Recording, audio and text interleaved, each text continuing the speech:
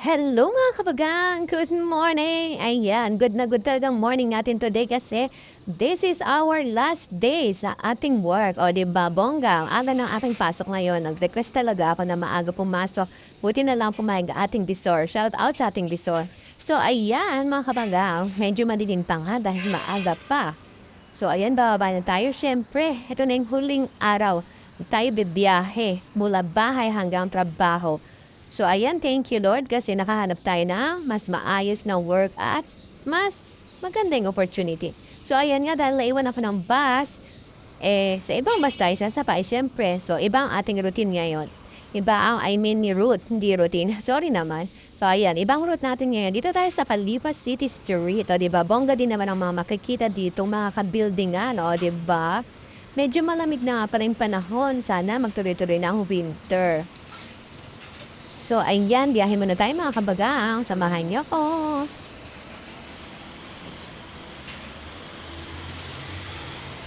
Ayan nga, pasensya na kayo sa mga ingay kasi syempre alam niyo naman sa kalsada ang mga sasakyan naglipa na. O, diba?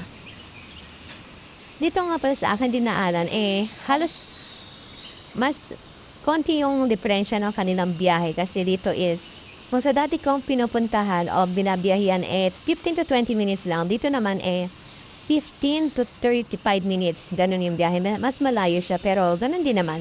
Yeah, okay lang yun. Para na rin ako namasyal. O, diba?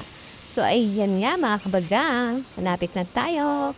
Mga ilang signal pa. And then, doon na tayo sa ating warp. O, diba?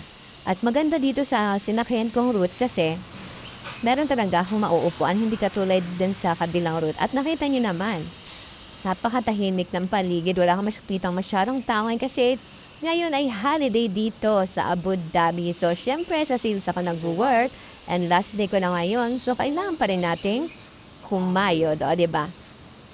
Kita nyo naman ang gaganda ng mga building. Iba-ibang mga tsura ng building dito at syempre, iba-ibang taas.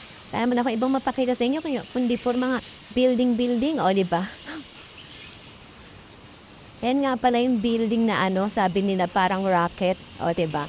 Yung nakita niyo ng malapitan para talaga siyang rocket. So ayan ang kamagang, biyahe tayo.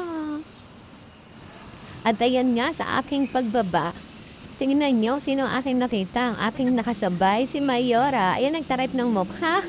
Kasi lagi ko na lang daw siya kinukuha ng mga nakaw na video at nakaw na photo, o diba? So, ayan, tingnan mo. Ayan niya na tuloy tumingin kasi lagi niya akong naglolo ko sa kanya. So, ayan, syempre, iniwan niya na nga ako. Dahil sabi niya, ang bagal ko na maglakad. Sabi ko, syempre, video-video muna, no?